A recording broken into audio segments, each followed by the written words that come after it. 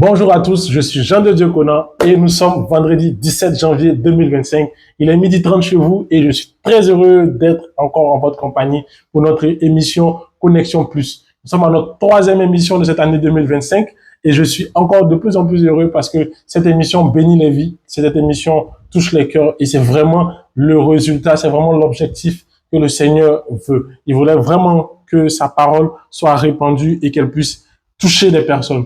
Je vous rappelle que Connexion Plus est une émission qui a pour objectif de réveiller et d'entretenir le goût de la parole de Dieu, d'être des lecteurs de la parole de Dieu, de chercher à comprendre, d'aller en profondeur et de chercher à savoir qu'est-ce que c'est, que dit la parole par rapport à tel sujet, que dit la parole à tel sujet et à tel sujet. Et je suis très heureux de voir combien de fois des personnes partagent nos vidéos, des personnes nous encouragent par le message, des commentaires, des likes. Et je veux encore vous encourager à partager en abondance, partager, liker, commenter, abonnez-vous et partagez à énormément de personnes pour que ces vidéos aillent très loin et que la parole de Dieu soit répandue.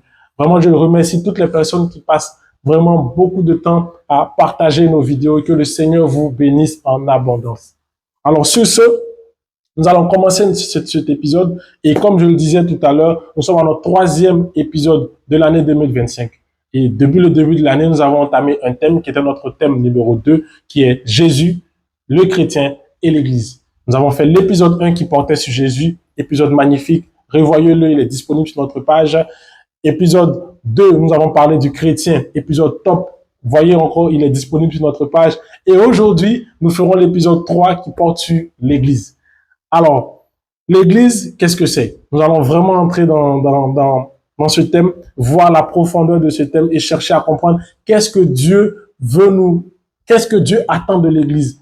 Tout de suite, nous commençons Connexion Plus. Nous allons entrer dans ce moment, mais bien avant de commencer à traiter de ce sujet, à parler de l'Église, nous allons confier ce moment au Seigneur, au Saint-Esprit, car cet épisode, cette émission lui appartient, cette œuvre lui appartient.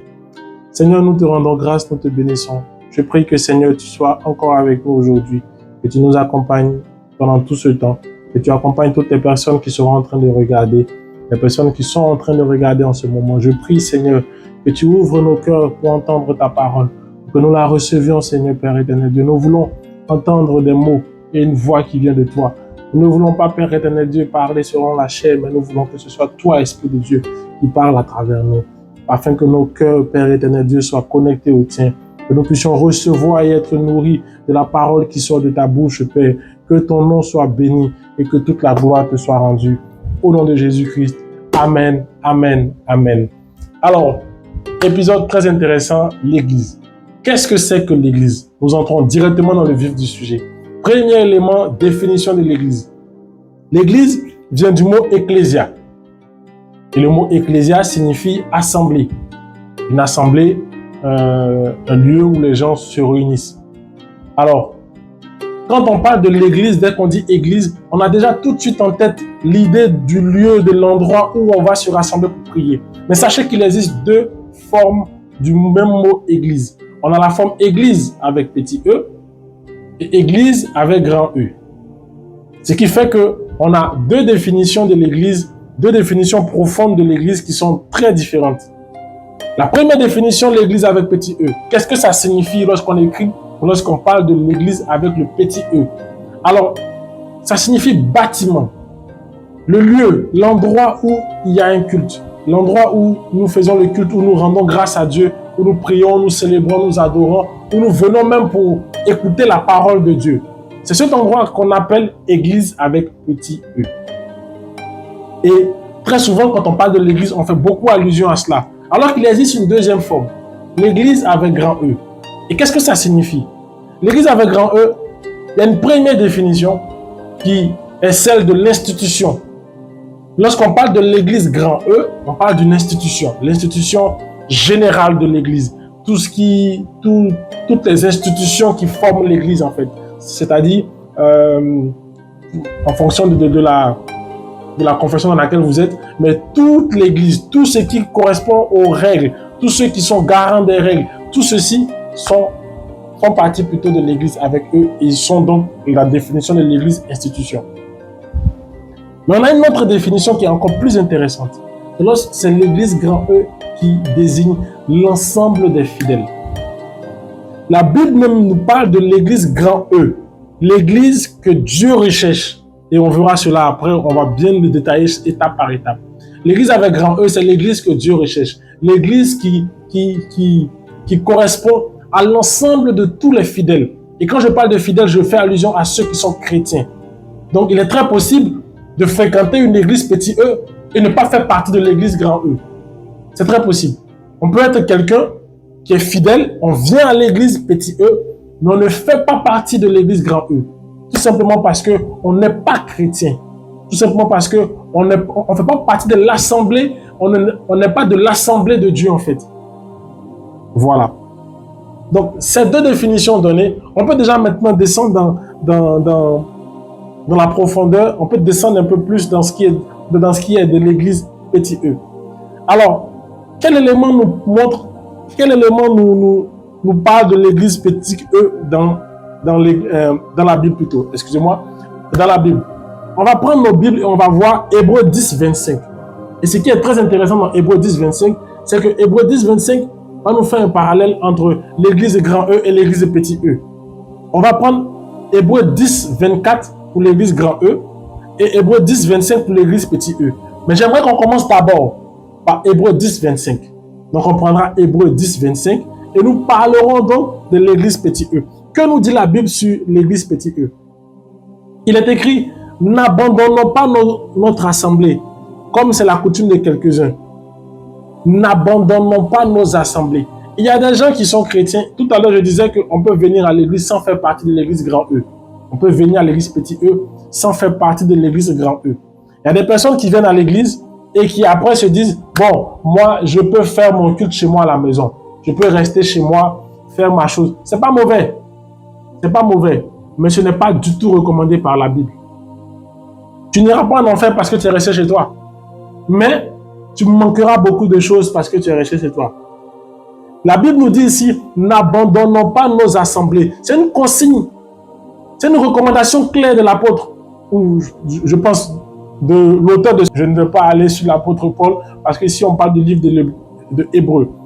Et dans d'autres vidéos, vous comprendrez pourquoi est-ce qu'ici on ne peut pas directement associer le livre d'Hébreux à l'apôtre Paul. Mais dans ce passage, il est très clair que le fait d'abandonner des assemblées était déjà une pratique que certains faisaient avant. Et comme le constat était mauvais, l'auteur de l'œuvre nous dit, l'auteur de ce passage nous dit clairement qu'il ne faudrait pas qu'on abandonne nos assemblées. Il ne faudrait pas qu'on se dise que non, moi, vivre ma vie chrétienne chez moi à la maison, ça me suffit. Être juste chez moi, je fais mes cultes chez moi, je regarde chez moi. Non, au début de la chrétienté, lorsque l'église primitive est née, elle est née avec des assemblées. Jésus dit: là où 2 ou 3 se tiennent présents en mon nom, je suis là. Jésus déjà avait mis dans son enseignement, il avait déjà inculqué l'idée d'assemblée. Il avait déjà présenté que l'assemblée était très importante. Il en avait déjà dit que l'assemblée était très importante. Il dit là où 2 ou 3. Et sachez qu'en français, à partir de 2, on parle de plusieurs. Donc tu ne peux pas dire que je suis seul chez moi à la maison, je suis une unité chez moi à la maison et je forme une église. Dans ce cas de figure ici, en parlant de l'église petit E, où nous venons nous réunir tous pour prier, tu n'en fais pas partie. L'assemblée est très importante aux yeux de Dieu. Dieu veut que ses enfants grandissent ensemble. Il veut qu'ils aient une communion fraternelle. Et pour avoir une communion fraternelle, il faut qu'on se retrouve au même endroit. Au même endroit. Il est très important que les chrétiens se retrouvent au même endroit pour prier, pour glorifier Dieu, pour adorer et quoi que ce soit d'autre. Sachez que même très souvent, le fait de se réunir en ligne est aussi une forme d'église. Le fait de se réunir en ligne est aussi une forme d'église. Parce que nous sommes réunis. L'église, dans sa définition, comme on avait dit au début, c'est une assemblée. C'est une assemblée. C'est quand les gens s'assemblent quelque part. Ils se rassemblent pour faire quelque chose. Ils se rassemblent pour se mettre ensemble. Et sachez qu'un élément que la Bible nous a montré depuis la Genèse, c'est que lorsque les hommes s'assemblent, lorsque les hommes se réunissent, ils sont très forts. Les hommes sont beaucoup plus puissants, beaucoup plus efficaces lorsqu'ils se réunissent. Tu te dis, je vais rester chez moi seul à la maison et faire mon église moi seul. Parce que dans tous les cas, l'église là même, c'est trop bizarre. L'église est trop loin. L'église, si ton travail est à 25 km, tu prendras ta voiture du lundi au vendredi pour aller au travail. Mais dès l'instant, même si ton travail est à 10, 15, 20, 30 km, tu iras quand même chaque matin. Mais ton église est peut-être à 10 km. L'assemblée est à 10 km. Tu trouves que c'est trop loin. Et on te demande d'y aller combien de fois? Une fois ou deux fois par semaine. Peut-être le mercredi et le dimanche. Pourtant, tu fais ce même trajet-là 5 fois du lundi au vendredi, aller-retour pour aller au travail. Donc, le fait de dire que non, c'est trop loin, on se trouve souvent les dimanches des excuses qui ne sont même pas valables pour ne pas aller dans nos assemblées. Ne pensez pas que parce que nous faisons des enseignements en ligne ici, j'encourage les gens à ne pas aller à l'église. Non, c'est totalement le contraire. Je vous encourage à aller à l'église. Si tu es dans un endroit où tu n'as pas une assemblée, trouve une assemblée. Va avec tes frères et tes sœurs, priez ensemble. Trouve une assemblée quelque part. Trouve un endroit où tu vas aller prier le Seigneur. Trouve une assemblée où tu vas aller prier. Il est important que tu appartiennes à une assemblée. C'est important que tu appartiennes à une assemblée. Ne te dis pas que non, moi je veux... En fait, ce qui te fait te dire que toi, tu peux juste rester chez toi et puis tout faire toi seul là. Fouille bien. Peut-être que c'est de l'orgueil. On a toujours besoin des autres. Regardez, on est dans une société où on a besoin de médecins. Il y a des personnes qui font des études pour ça. On a besoin de menuisiers. Il y a des personnes qui font ça. On a besoin de plombiers. Il y a des personnes qui font ça. Pourtant, nous tous, au quotidien, dans toute notre vie, on a besoin de toutes les fonctions de ces personnes-là pour pouvoir vivre une vie correcte. C'est de la même façon que quand tu vas à l'église aussi, tu as besoin des autres. Bon, d'accord, tu sais chanter. On n'a pas dit non. Peut-être que tu sais chanter. Mais est-ce que tu as la profondeur de la parole? Peut-être que tu as la parole. D'accord, tu comprends la parole de Dieu. Mais parfois, il te faut adorer aussi. Il y a des gens qui savent le faire à l'église. Et quand on se réunit, nous tous, on met ensemble toutes les qualités, tous les dons, tout ce que Dieu a fait pour nous, afin d'être efficace dans l'œuvre de Dieu. Afin d'être efficace. La prière collective, j'ai envie de dire même que depuis la Genèse, comme je l'ai dit, depuis la Genèse, le rassemblement des hommes a toujours eu un impact puissant. Rappelons-nous de l'épisode de la tour de Babel. Le verset est juste là, pour ceux qui veulent se rappeler un peu de ce que ça dit dans cette histoire. Les hommes se sont mis ensemble. Et parce qu'ils se sont mis ensemble pour former un seul projet, ils avaient un seul projet. Et ils se sont mis tous ensemble pour fonder ce projet, pour bâtir ce projet ensemble. Et la Bible dit que Dieu lui-même est descendu pour voir l'œuvre des hommes. Et ensuite, il les a dispersés. Parce qu'il s'est rendu compte qu'ils allaient atteindre leur but. Quand les hommes se réunissent pour un seul objectif, quand les hommes se réunissent tous pour un seul objectif, ils ont beaucoup de chances d'y arriver. Quand on arrive tous à l'église, tu as des défis, mais tu penses que les réveils toi seul à la maison c'est suffisant. Non, venir à l'église, prier avec, souvent même tu arrives, même tu n'as pas envie de prier, mais quand tu vas voir le frère à côté de toi, zélé en train de prier, en train d'adorer le Seigneur, ça va réveiller en toi l'envie de prier et d'adorer ton Dieu.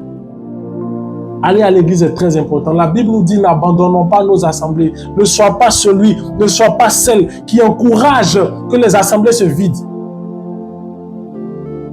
Il n'est pas normal, il n'est pas bon que les assemblées se vident. Il faut que les hommes soient ensemble.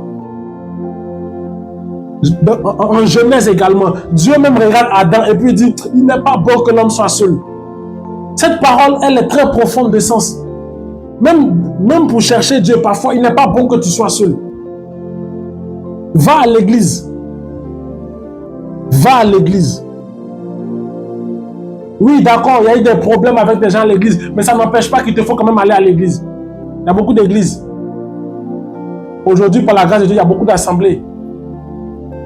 Mais rester seul à la maison, Dieu dit, il n'est pas bon que l'homme soit seul. Va à l'église. Trouve une assemblée et va à l'église. Hébreux 10, 25 nous dit, n'abandonnons pas nos assemblées, comme certains en ont l'habitude. Donc il y a des gens qui avaient l'habitude de faire ça déjà depuis l'époque de Paul, depuis l'époque de Pierre, depuis l'époque des apôtres. Il y a des gens ils avaient l'habitude de faire ça. Ils se détachaient de l'assemblée, ils se détachaient eux-mêmes de la communion fraternelle. Oui, tu vas vivre une intimité avec Dieu, Mais il y a des choses qu'on vit en groupe. Il y a des choses qu'on fait ensemble. Il y a des choses, quand on est ensemble, ça avance mieux. On découvre ça plus facilement. C'est plus clair. C'est plus limpide. C'est plus solide. Va à l'église. Trouve une assemblée. Va à l'église. Si tu me regardes dans ce moment-là et que tu vis une vie où tu ne vas pas à l'église, tu ne cherches pas, trouve une église, trouve une assemblée, trouve une cellule quelque part et puis va à l'église. Va à l'église. Cherche une assemblée. Cherche un lieu où les gens prient. Même si c'est en ligne. Même si c'est en ligne. Même si c'est en ligne. Prie avec eux. Participe au programme. Sois impliqué. Reste dans cette communauté-là. Dans cette communion fraternelle. Attache-toi à cette communion fraternelle. C'est important. Aujourd'hui, il y a beaucoup d'églises qui ont des versions églises en ligne. Donc, tu peux participer. Même si tu dis que je suis à la maison, tu peux te connecter, rester attaché à une assemblée. Participer à la vie de l'assemblée. Un autre élément dans l'église bâtiment, c'est que c'est un lieu de rassemblement dans lequel chacun vient apporter quelque chose. Chacun vient et il apporte quelque chose. La Bible nous dit qu'à l'époque des Corinthiens, ils se réunissaient pour partager le repas du Seigneur ensemble. Et nous nous rappelons que le Seigneur nous a dit, faites ça en mémoire de moi. Prenez cette Sainte Seine en mémoire de moi. Mais tu veux prendre la Sainte Seine seul à la maison. Seul. Seul. Jésus a pris la Sainte Seine avec ses disciples. Aussi bien les bons que les mauvais, puisque Judas était là. Mais même quand il dit oui, mais l'église, il y a les gens qui sont méchants, les gens qui sont mauvais. Mais nous avons tous besoin de venir ensemble et de nous rappeler le repas du Seigneur, de prendre ensemble le repas du Seigneur, de vivre cette communion fraternelle, de vivre avec nos frères, de partager avec eux. C'est très important. Autre élément sur lequel je veux rebondir, c'est de parler un peu de l'église grand E. L'église grand E, qu'est-ce que c'est? Là, on vient de parler ici de l'église petit E en tant que lieu de rassemblement où tous les frères et les sœurs se réunissent. Et là, je disais tout à l'heure, il y a quelques minutes, qu'il y a des personnes qui vont à l'église petit E, mais qui ne font pas partie de l'église grand E. Alors, c'est quoi l'église grand E? L'église grand E, c'est les membres du corps du Christ. On va prendre Romains 12, 4, de 4 à 5. Dans Romains 12, 4, 5, il est écrit, en effet, de même que nous avons plusieurs membres dans un seul corps. Donc quand on prend un corps humain, j'ai ma main, j'ai mon bras, j'ai le tronc, j'ai les pieds, j'ai la tête, j'ai les yeux, j'ai les doigts. Et chacun d'entre eux, chaque élément, chaque partie, chaque petit bout de mon corps a une importance, a un impact sur tout le corps. Dès l'instant où ton petit doigt ici te fait mal, ça peut affecter tout ton corps. L'église grand E, c'est l'église membre du corps du Christ. C'est-à-dire qu'on fait tous partie d'un seul et même corps. Les personnes qui ont accepté. Pourquoi est-ce qu'on dit ici membre du corps du Christ? Si tu n'as pas accepté Christ, tu ne peux pas faire partie de son corps. Ceux qui font partie du corps du Christ, ce sont les vrais chrétiens. Pour voir quels sont les vrais chrétiens, voyez l'épisode précédent, l'épisode 2. L'épisode précédent nous parle des vrais chrétiens. Et c'est eux qui constituent les membres du corps du Christ.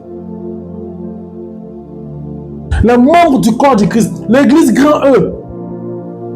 Les membres du corps du Christ. La Bible nous dit ici qu'en effet, dans Romains 12, 4, 5, en effet, de même que nous avons plusieurs membres dans un seul corps et que tous les membres n'ont pas la même fonction, de même, nous qui sommes plusieurs, nous formons un seul corps en Christ et nous sommes tous membres les uns des autres, chacun pour sa part. L'église est tellement importante. Les membres de l'église dans laquelle nous sommes, les membres du corps du Christ que nous sommes, chacun a son importance. C'est pourquoi, si nous sommes tous ensemble, c'est comme si le corps est réuni. Plusieurs parties du corps sont réunies en même temps. Regardez, il y en a qui savent adorer, il y en a qui savent louer, il y en a qui savent jouer au piano, aux instruments, il y en a qui savent nettoyer l'église, accueillir les gens, il y en a qui savent aussi parler de Dieu, évangéliser, il y en a qui savent parler de la parole, qui savent décortiquer la parole. Tous ces éléments, toutes ces personnes-là, on en a besoin pour grandir. Et le corps du Christ est détaché en plusieurs personnes qui ont des dons, des talents et des spécifications, des compétences différentes, qui sont toutes utiles à l'œuvre de Dieu. Les gens qui ont accepté le Christ, les membres du corps du Christ, sont les personnes qui sont mandatées par Dieu pour se réunir afin de faire pousser, avancer le projet de Dieu. Jésus dit à ses disciples que allez partout dans le monde, annoncer la bonne nouvelle et pour que les gens soient sauvés. Mais pour que les gens soient sauvés là, il faut qu'on mette tous ensemble tout ce qu'on a, toutes nos compétences ensemble pour qu'on puisse fonctionner. Regardez les grandes entreprises, les entreprises les plus solides, qu'est-ce qu'elles font? Elles ont besoin d'un comptable, elles ont besoin d'un RH, elles ont besoin d'un informaticien, elles ont besoin d'une secrétaire. Chacun à son échelle, même la personne qui balaie les bureaux, toutes ces personnes sont importantes pour que l'entreprise fonctionne. Souvent tu te dis, ah mais moi je suis dans l'église mais je ne sais même pas je ne sais même pas à quoi je sers, je ne sais pas qu'est-ce que je fais dans l'église, je ne sais pas à quoi je sers parce que je ne sais pas chanter. Je voulais bien chanter mais je ne sais pas chanter. Ah ma soeur, ah mon frère, tu sais balayer, fais-le. Tu sais nettoyer, fais-le. Parce que penses-tu que dans les grandes entreprises, pourquoi est-ce qu'on dépense de l'argent pour qu'on nettoie les bureaux? Qu'on ne nettoie pas les bureaux, que la poussière s'accumule, tous les employés, même les super génies, ils vont arriver, ils vont tous tomber malades. L'entreprise va perdre. On a besoin de toutes les personnes. Le corps du Christ a besoin de tout le monde. Mais aujourd'hui, qu'est-ce qu'on se rend? Quel est le constat qu'on fait plutôt? On se rend compte que dans le corps du Christ même, dès qu'on entend que quelqu'un est en train de chuter un peu, dès qu'on entend qu'un doigt est penché, dès qu'on entend qu'un doigt est blessé, ah, c'est maintenant même que nous-mêmes, les membres du corps du Christ, on va venir bien appuyer sur ce doigt pour qu'il se blesse encore plus. Le corps du Christ, dans Romains 12, 4, 5, l'idée que le Seigneur a, c'est d'avoir un corps qui est soudé. Tu ne peux pas vivre avec une main qui n'est pas collée à ton corps. Si ta main est détachée de ton corps, elle n'était pas utile. Elle n'était pas utile. Si ton œil n'est plus sur ta tête, un de tes yeux n'est plus sur ta tête, il est ailleurs. Il n'était plus utile. Pour que le corps soit utile, il faut que tous les membres soient soudés. Rattachés tous à la même chose, au même tronc, à la même tête. La Bible dit que Christ est le chef de l'église. Il est la tête et nous sommes le corps. Il faut que nous soyons tous rattachés à cette tête-là. Afin de fonctionner tous dans le même objectif. Tu ne verras jamais la main qui est ici prendre un couteau pour piquer la main qui est là. La main droite piquer la main gauche. Non. Les vrais chrétiens, les vrais chrétiens, ceux qui ont vraiment accepté Christ, ceux qui font partie de l'église avec grand E, ils ne s'auto-détruisent pas. Parce qu'en détruisant ton frère, tu es en train de t'auto-détruire. Vous pensez que quand vous critiquez, quand vous insultez peut-être quelqu'un, un chrétien en public, quand vous l'insultez, je parle des vrais chrétiens, je ne parle pas de ceux qui sont parmi nous et je parle des vrais chrétiens. Quand vous le dénigrez en public, vous faites du mal à toute l'église. Reprenez-le en privé. Corrigez-le en privé. Rectifiez-le en privé. S'il ne change pas et qu'on lui parle, il ne veut pas changer. La Bible dit qu'en ce moment-là, maintenant, là, on peut l'exposer. Parce que ça veut dire que c'est quelqu'un qui vraiment ne veut pas faire partie du corps. Deux éléments qui sont importants dans ce thème d'église-là. Premier élément, l'assemblée physique est très importante. Deuxième élément, apporter, faire partie du corps du Christ, être celui qui est solidaire au corps du Christ, c'est important. Tu penses que tu vis ta vie chrétienne, toi seul, tu es dans ton coin seul. La Bible dit que Christ viendra chercher son église. Son église. Il ne viendra pas chercher des églises disparues. Non, il viendra chercher son église. Ça veut dire qu'il ne viendra pas prendre plusieurs personnes. Et je vais m'expliquer. Jésus ne viendra pas prendre plusieurs personnes. Il viendra prendre une seule personne. Entreconnecté à lui. Il forme un seul corps. Un seul corps. Il viendra prendre tout ce corps. Regardez un peu, quand on entre dans l'armée et qu'on dit que je vais chercher, on fait appel à un corps de l'armée. Si vous avez appelé les gendarmes, les marins ne vont pas venir. Si vous avez appelé les policiers, mais les militaires ne vont pas venir.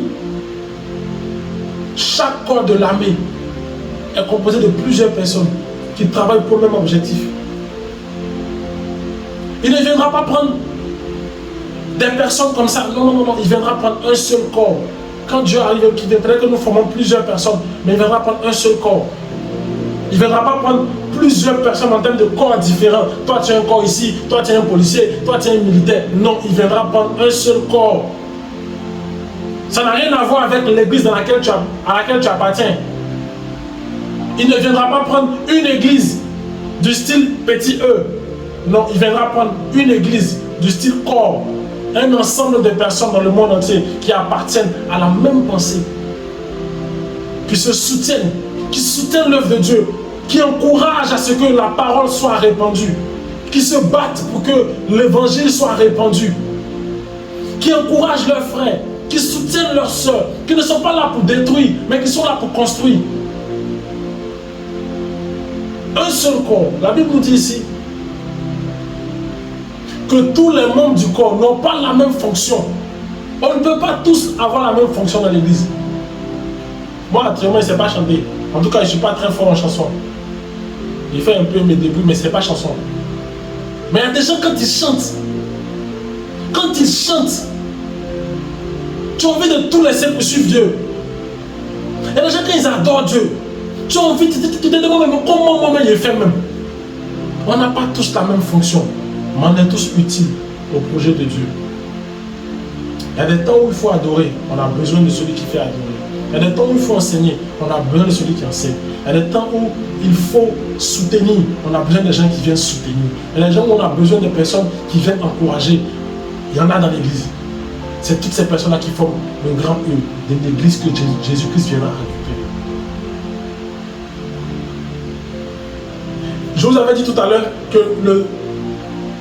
le passage de Hébreux 10, 24-25 nous donnait vraiment un élément sur l'église grand E au passage 24 et un élément sur l'église petit E au passage 25. Nous allons revenir sur ce passage-là. Hébreux 10, 24-25. Ici, il dit au passage 24, il dit « Veillons les uns sur les autres pour nous inciter à l'amour et à de belles œuvres. » L'église grand E est faite pour que les gens à l'intérieur puissent veiller les uns sur les autres. Veiller sur son frère, veiller sur sa soeur. Voir ce que son frère fait, voir ce que sa soeur fait. Accompagner son frère, accompagner sa soeur. L'église n'est pas venue ici pour se déchirer. L'église grand E que Dieu veut n'est pas une église qui se déchire. Ici, il dit clairement, veillons les uns sur les autres pour nous inciter à l'amour. Pour nous inciter à l'amour. Encourageons les gens à s'aimer. L'église grand E a un élément principal, c'est la manifestation de l'amour de Dieu. L'objectif principal, c'est de manifester, c'est de répandre la parole et manifester l'amour de Dieu. Si on ne manifeste pas l'amour de Dieu, on ne peut pas s'appeler l'église. Dieu veut qu'on soit des personnes qui soient des ambassadeurs pour lui. Il veut que nous soyons ceux qui vont répandre l'amour de Dieu à travers les peuples. L'église grand E, ce sont les personnes que Dieu a choisies pour faire répandre son évangile, répandre sa parole, répandre son amour. Et c'est après qu'il nous dit au 25 que nous n'abandonnons pas nos assemblées. Donc il faudra qu'on s'incite dans l'amour et à de belles œuvres. Il termine. L'église grand E est une église qui fonctionne ensemble pour présenter les belles œuvres du Seigneur. Pour avoir de belles œuvres. Ne pas être cité dans les choses dénigrantes. Ça peut arriver, mais faire l'effort de ne pas y être. Et quand ça arrive, répandre, se repentir plutôt, se repentir et repartir de plus belle.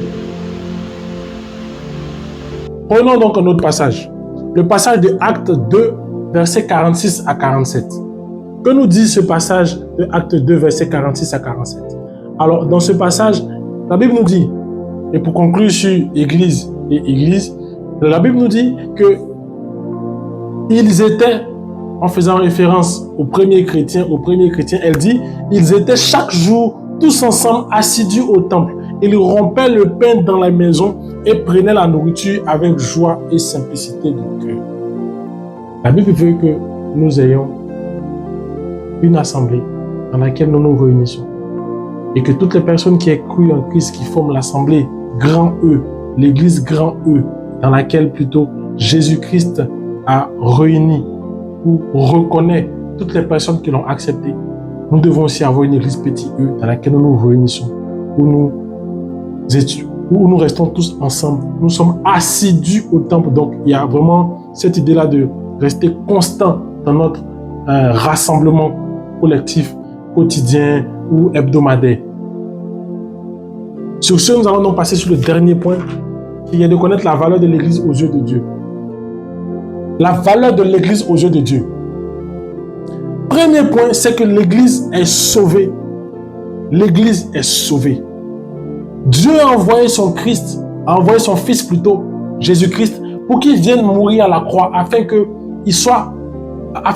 tous ceux qui aient cru en lui soient sauvés. Mais tous ceux qui aient cru en lui, tous ceux qui auront cru en lui, deviennent donc les personnes qui forment le corps du Christ. Donc toutes ces personnes sont sauvées.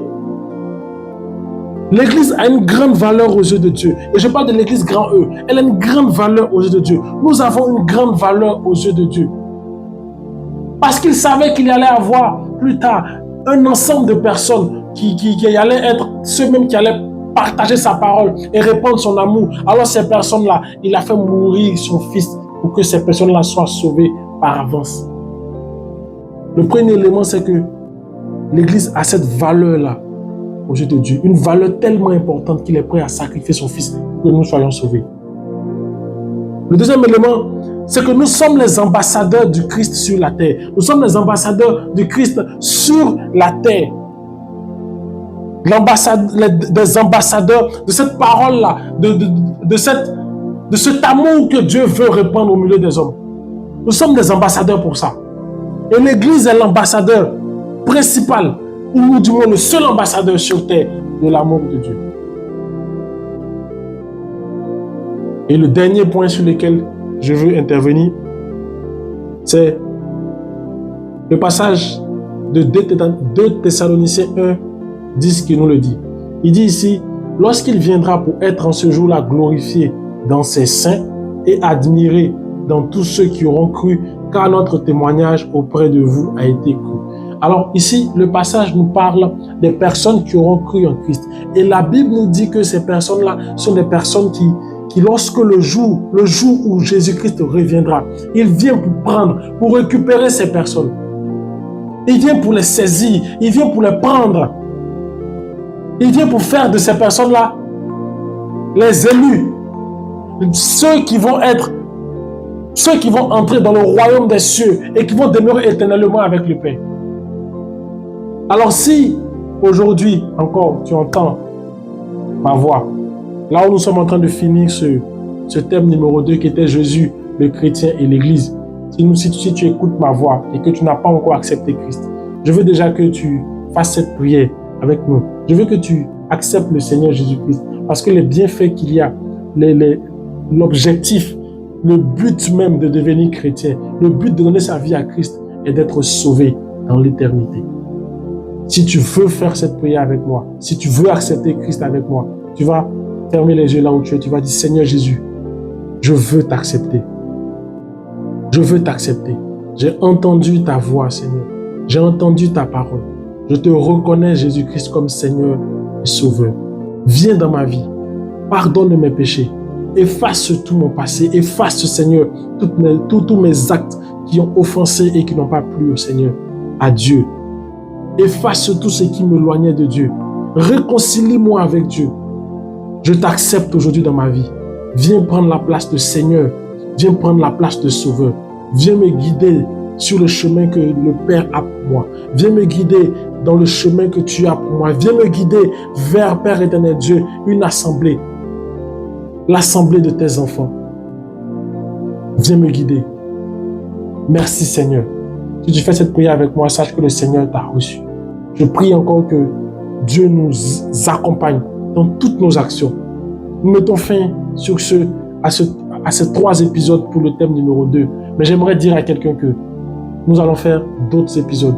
Mais dans ce thème-là, nous avons commencé par parler de Jésus parce qu'il est le principal. ensuite le chrétien pour parler de l'église. Peut-être que tu trouveras que l'épisode de Jésus n'est pas très long, pas très riche, mais il y a déjà beaucoup de choses qui ont été dites dans l'épisode 1 de Jésus-Christ et dans l'épisode 2 de Christ, et plutôt du chrétien. Alors je t'encourage à revoir tous ces épisodes et à en faire une synthèse toi-même et à continuer à marcher avec Dieu, à le saisir et à ne pas le lâcher jusqu'au bout. Car au bout, ton âme sera sauvée. Ton âme sera sauvée dans l'éternité. Sur ce, merci à tous ceux qui ont suivi. Que le Seigneur vous bénisse. Alors, donc sur ce, prend fin notre deuxième thème, le thème de Jésus, le chrétien et l'Église. J'ai été très heureux de vous présenter ces 3 épisodes et à partir de la semaine prochaine, nous entrons dans un nouveau thème qui sera notre thème numéro 3. Je vous dis donc merci beaucoup à toutes les personnes qui ont suivi. N'hésitez pas, partagez, likez, commentez et partagez. Abonnez-vous aussi également. Abonnez-vous en abondance. Abonnez-vous pour ne pas manquer nos vidéos, pour ne pas manquer nos shorts, pour ne pas manquer tout ce que nous faisons sur cette page. Que le Seigneur vous bénisse. Et pour toutes les personnes qui aimeraient nous soutenir, nous poser des questions ou alors juste nous envoyer des messages d'encouragement, notre numéro s'affiche juste là. Vous pouvez nous écrire, ça sera vraiment un réel plaisir pour nous d'échanger avec vous. Que le Seigneur vous bénisse, qu'il vous accompagne, qu'il nous garde tous. Nous allons le remercier. Nous allons le remercier, le rendre grâce. Seigneur, nous te disons merci pour ce temps, pour ce moment passé en ta présence. Que toute la gloire te revienne, Seigneur, et que toutes les personnes qui ont regardé Jésus-Christ aient un cœur qui s'attache encore à toi. Que la gloire, Seigneur, te soit rendue totalement, en totalité, et que ton nom soit béni, béni et béni au nom de Jésus-Christ. Amen. Soyez bénis. Excellente journée à vous. Et n'oubliez pas, partagez, abonnez-vous, commentez et likez. Que le Seigneur vous bénisse. À la semaine prochaine.